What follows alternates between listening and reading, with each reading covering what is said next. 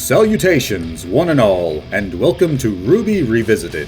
In this installment, let's break down Team RWBY's face-off against Team ABRN in the Vytal Festival in Season 3.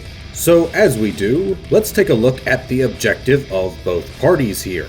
This fight is much lower in stakes than the usual ones I've covered on my channel, as this is a tournament fight and not one for all the marbles. Both teams win this round by eliminating all 4 members of the other.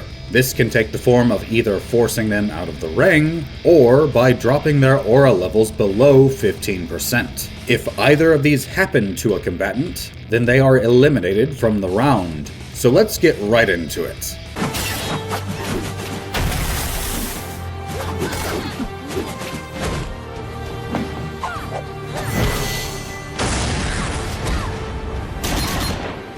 We begin with a shot of RWBY swinging crescent rows, and there's a flash as though she's hit something, but nothing is visible in frame. I'm not certain as to whether that was supposed to be her deflecting some sort of projectile, or if there was an attack that was just off screen that she parried, but either way, it's a bit odd. She then turns her back and begins twirling her weapon, which is a bad idea. Having your back to your opponent gives them a free shot on you, and spinning your weapon about needlessly means that it won't be in an effective position to either attack or defend. She then plants the scythe's blade in the ground for a moment, looking triumphant before immediately dashing off camera. Normally, she only does this to steady herself while firing, so I'm going to take a guess and assume that whoever she was attempting to get a shot on evaded behind something, and thus she now has to pursue. Beyond, Blake is engaged in melee with another opponent, Reese. She's shown parrying an attack with her scabbard, and this is almost well executed. To correct her form here, she'd not want to hold her scabbard in a reverse grip. See how much farther she has to move her arm to get into position when she holds it that way? If it were flipped around, she would have to move much less, thus saving precious moments of reaction time. Second, her sword is held far back out to her side. It's not doing any good out there.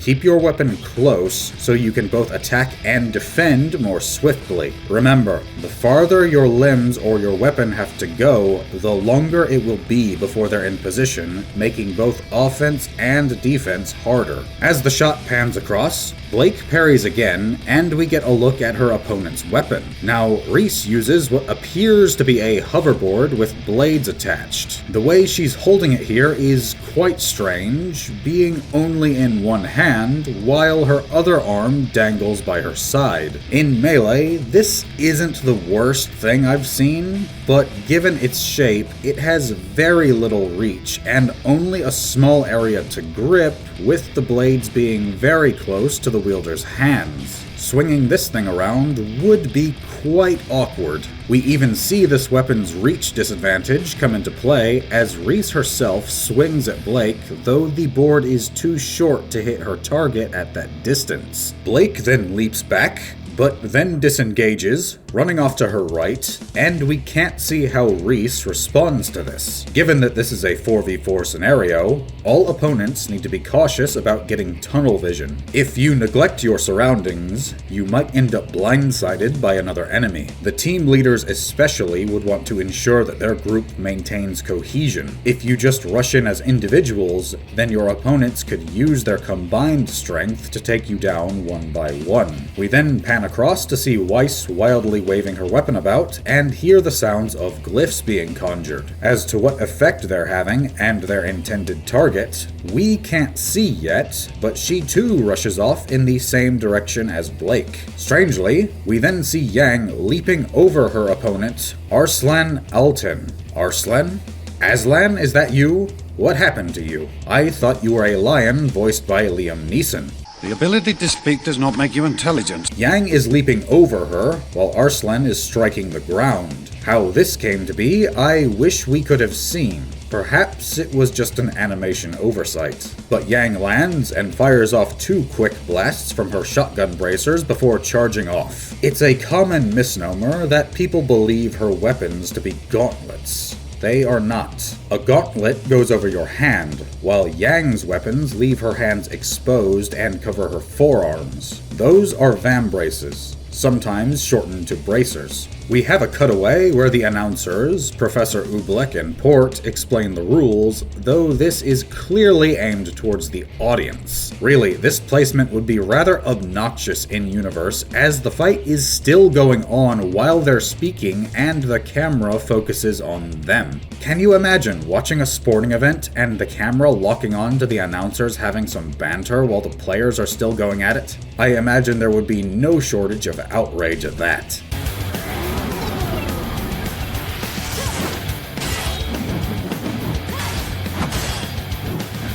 When we get back to it, we see Reese atop her hoverboard, though she should definitely consider getting another weapon to use alongside this one. This is an excellent mobility tool and can be used for melee in a pinch, but as it stands, she's going to find it difficult to take action without disengaging from the board. Unfortunately, this device also makes a distinctive noise, which could give her away and limit any ambushing potential unless the surrounding area is loud or chaotic enough for it to go unnoticed. She once again goes after Blake and launches her board at her, which the latter deflects. This is a bad move. She has disarmed herself, and that is not a position that you ever want to be in. But instead of taking hold of her weapon, which conveniently flies directly back to her, Reese instead opts to punch it back towards Blake. This is a repetition of the previous mistake. Not having a weapon is a direct disadvantage. Blake deflects it again, though it curves through the air to come back towards Reese. I have to wonder if she has some sort of device on her that causes it to return. That would be handy.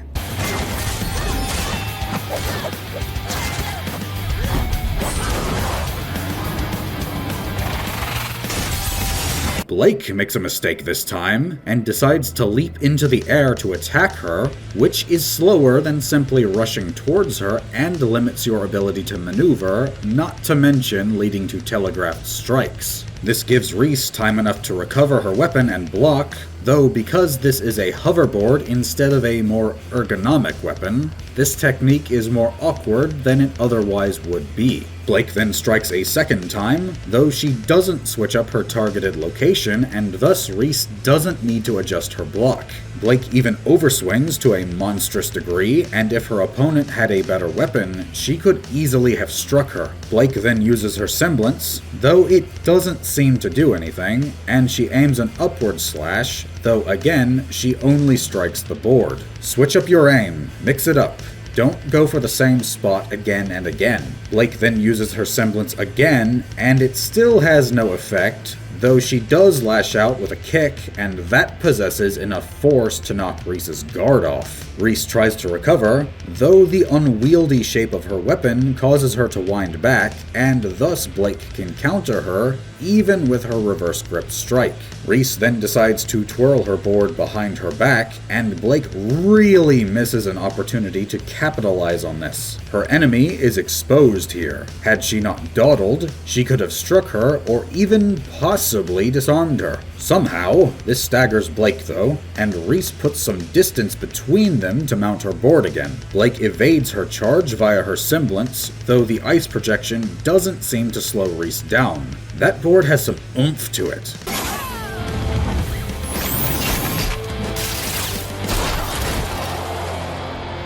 Reese then tries to land on Blake, but that's a disadvantage of being in the air. You aren't anchored to anything and can be knocked around more easily. Reese's board splits apart, and it looks like this wasn't caused by her, more likely the force behind Blake's attack along a seam. This allows her to catch the halves, which form into pistols with bayonet attachments. Now this I like.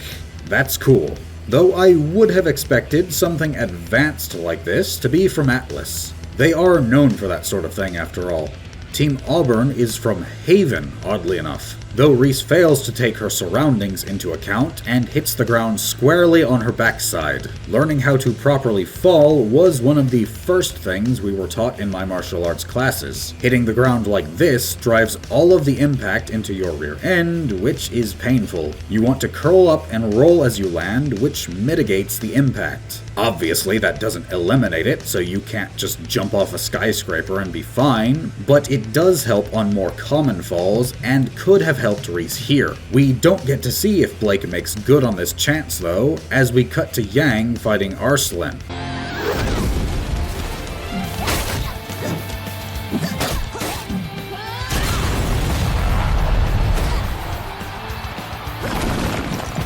Yang herself is dropping in from a height, though we don't see how she got up there or why. Being in the air is generally a bad thing, unless you have some equipment that allows you to maneuver up there. Otherwise, you're on a fixed trajectory and speed, so your enemy is going to know where you're going to be and when you're going to get there, letting them set up an attack. RWBY does show characters performing feats of aerial acrobatics via firing their weapons, but that is limited by your magazine capacity and requires having a clear firing line, lest you hit someone or something that you shouldn't. As she lands, she emits a shockwave that causes Arslan to stumble back, and gives Yang enough time to deliver an uppercut to her jaw, followed swiftly by a strike to her ribs. That's a nice move, I like that. But her opponent seems to be experienced enough to not be all too fazed by this, and evades her kick while trying for a leg sweep. If she hadn't misjudged the distance, then this could have worked out quite well for her. But there is something that should be discussed here: the lack of weapons. You see, Arslan here doesn't have one at all. She's relying solely on unarmed techniques. These are all huntsmen and huntresses in training, and thus if they graduate, they will typically be going up against Grimm or bandits. Having a weapon aids in that endeavor quite well. After all, a weapon is meant to allow you to deal more damage at a greater range than you would be able to do unarmed. Not having one puts you at a direct disadvantage, making this character feel incomplete. If we're being honest, Yang's own Ember Celica bracers only allow her to attack from range. They do nothing to augment her melee abilities, which really shouldn't be effective against something like Large Grimm. Punching something like a Deathstalker doesn't seem like a particularly effective move. Even if we're assuming that characters like this rely on their semblance to augment their capabilities, then that still puts a strain on their aura, and as such is a misallocation of resources when you can simply carry a weapon. Moving on from that though, Arslan attacks with a series of spinning chops, the first of which Yang blocks, but the second catches her across the chest. I personally prefer open hand techniques, though I like to strike with my palm. Both characters then wind back in an obvious fashion and punch at the same time, their strikes meeting each other. In reality, that would be an odd occurrence, as you'd more than likely be aiming at your opponent rather than the space in front of them. It's not impossible, I suppose, but not very likely. This is shown to send both characters flying back,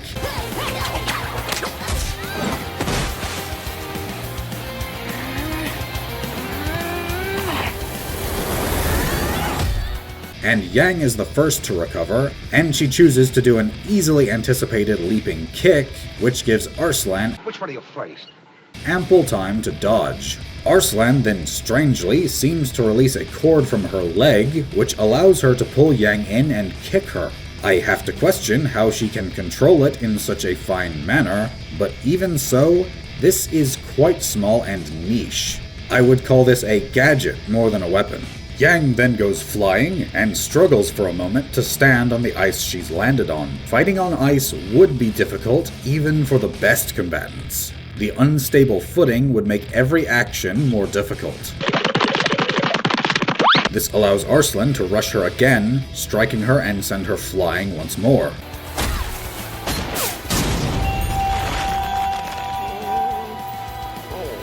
She slides past one of Arslan's teammates, Nadir Shiko, who seems to have been just putzing around. Seriously, what was he doing here? just lackadaisically gawking at the ground. The man was off in his own little world here. He begins to take aim at Yang, but is hit by a round of ice dust from RWBY and drops his weapon as he's hit and immobilized. Then he just sort of gives up.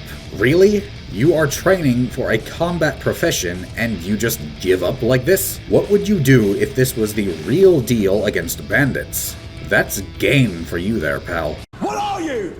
An idiot sandwich. Yang should use this opportunity to drop him out of the fight, but we don't get to see her reaction to this, as we cut away to RWBY, who has been able to take the time to set up a long-range shot, looking down her scope. Got your back! Who's got yours? That is a massive mistake on ABRN's part. Making a precise shot through a scope like this requires concentration, which you shouldn't give your enemy the time to do. That means that someone, somewhere, isn't pulling their weight. Unless this guy and the fourth member of their team were ganging up on Weiss, then there was no excuse for allowing RWBY time enough to set up shop like that. Speaking of the fourth member of this team, Bolin Hori decides to waste his chance for a sneak attack by taunting RWBY. Don't do this. Ever. If your enemy has their back turned, hit them. Don't announce your presence. He then just twirls his bow staff, and RWBY also fails to take the initiative, just accepting her fate. I hope that that staff is capable of something beyond what a normal one can do, as that won't even one-hit kill a human in the vast majority of cases. This being used against a Goliath or similar would do nothing at all. But Weiss shows up and kicks Bolin through a glyph, and he's sent careening away. ABRN needs more unit cohesion in this fight. They've been acting as individuals, while RWBY and Weiss thus far have demonstrated team strategies. Hi, BFF! No. Yes. Okay, that was amusing. Genuinely, I miss this sort of thing. The show really went off the rails by raising the stakes to astronomical levels.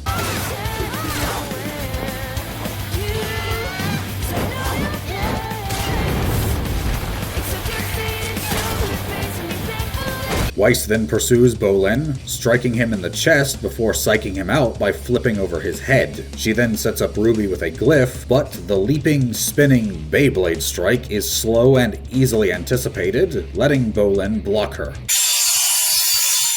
You also want to be careful with teaming up on one opponent. That may give you an edge against them, but it also means that another enemy isn't being attacked and can let them gang up on one of your team. But RWBY does manage to riposte by firing her weapon, which knocks Bolin off his feet and sends her flying back.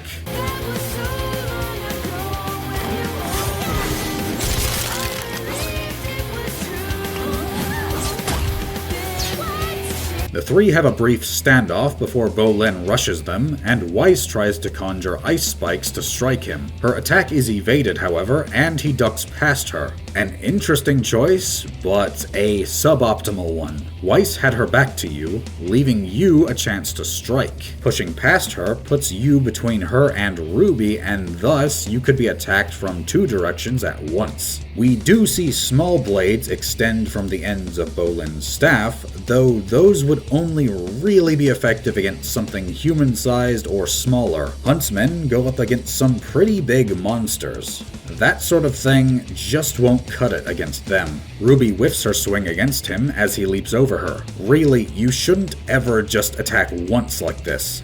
One strike should be followed by another, as this just leaves you exposed. Bolin does at least rectify his previous mistake though, as now both of his opponents are in front of him.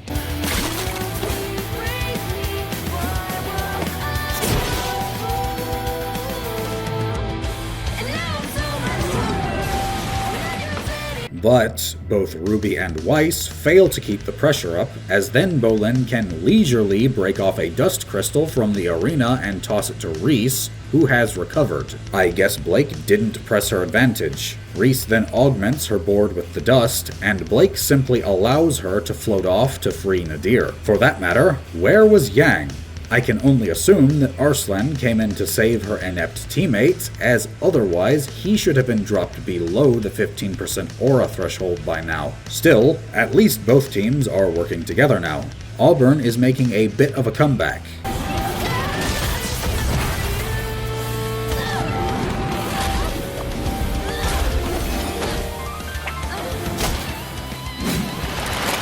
Reese then leaps towards Blake, who just stands there and lets the attack come at her instead of evading the obvious strike.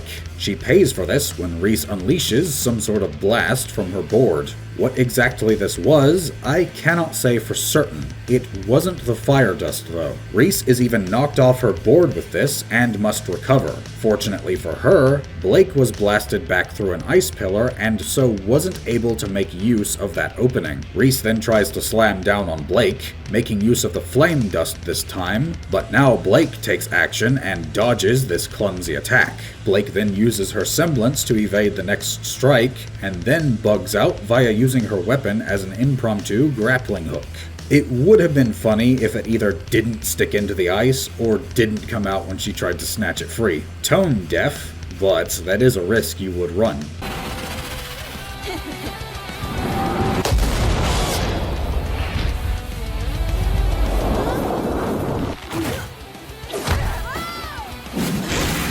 Reese then gives chase, only to behold Blake staring out into the stands. It would seem as though critical thinking is not her strong suit, however, as she doesn't hesitate to attack the obvious illusion, which leaves her open to being clotheslined by Blake. Notice how the board stays by her feet until the apex of her reeling though. Maybe she has some form of magnets in her boots that let her keep her footing on it. Blake then kicks her out of the arena, and an odd point here is that Blake was on Reese's left when she snagged her, but has somehow gotten behind her to perform this kick. Strange, that is. She managed to cover considerable ground in less than a second. Maybe RWBY isn't the fastest on her team. This eliminates Reese, as her aura drops below 15%, and she has been ringed out. Notice the effect that occurs just before she hits the stands, though. There's a sort of shield effect, indicating that the audience is protected from stray attacks. That was a nice attention to detail. Double whammy! Reese Course is eliminated by ring out and aura level. Oh, she really should have worn a helmet. The scoreboard is also how we know these characters' names, as they are not mentioned in the show, though it would seem like Yang has been getting the worst end of her engagement with Arslan, as she's down to 60% aura, while her opponent still has 25% more. I know aura levels aren't the same from person to person, but that is still a sizable gap. I would like to know how they monitor this, however. We do see Yang doing the same thing in Season 8, so it's clearly done at least semi-regularly, but I would like more info on how they do it. Also, why is Arslan snarling like a rabid wildebeest in her image here? Calm down, take a chill pill.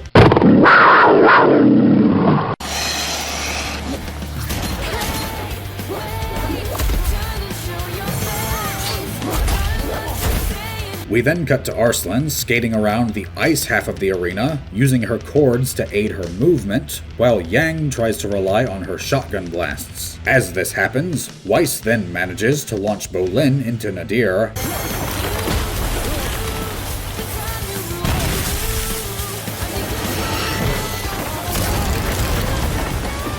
and they're both promptly contained within an ice fist. This is what I've mentioned before about the Schnee semblance doing way more than other semblances do without much correlation between abilities. It really is all over the place.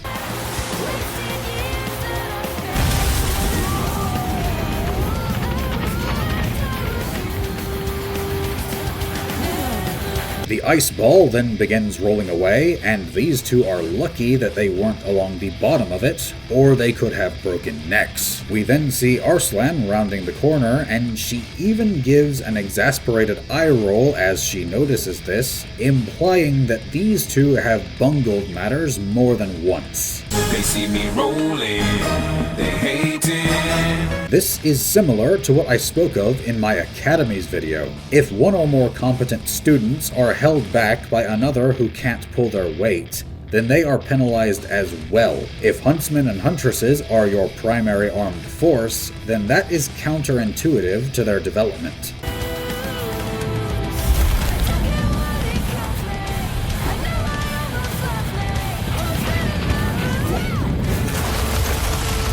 Arslan then manages to somehow plant her feet on the ice before shattering the sphere as it rolls towards her, freeing her remaining team members, though she was completely stationary for several seconds before doing so. RWBY, where are you? Blast her. Now is the perfect time. Shoot her! Shoot her!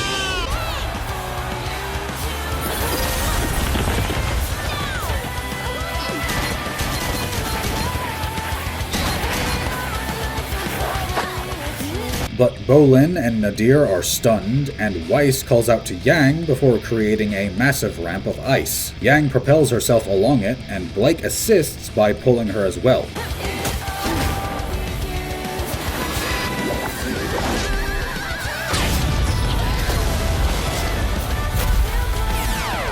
RWBY then gives Blake a boost via her weapon. You raise me And the combined force allows Yang to fly through the air to slam into the three members of ABRN who have made the mistake of clumping together. The trio are sent flying into the volcanic portion of the arena, and we hear a splashing sound as a torrent of flames envelops them. Did they just get the Darth Vader special? Have they been vaporized? Obviously, I know that isn't the case, but I do have to wonder what stops a student from low aura from being incinerated by that. And thus, this fight reaches its conclusion. There were hits and misses on both sides, but overall, an entertaining spectacle. Can you believe that this is the last time we see Team RWBY fighting together until Season 6? All the other fights have one or more of them separated. We also didn't see any members of Team ABRN use any semblances. Or if they did, then they weren't immediately obvious. But what did you think of this sequence? Do you miss when the show was lighter like this? Or do you prefer the later seasons? Leave your thoughts in the comments below, leave a like on this video if you're so inclined, and subscribe to see more. I would like to thank you for watching, and may you all have a weapon in each hand.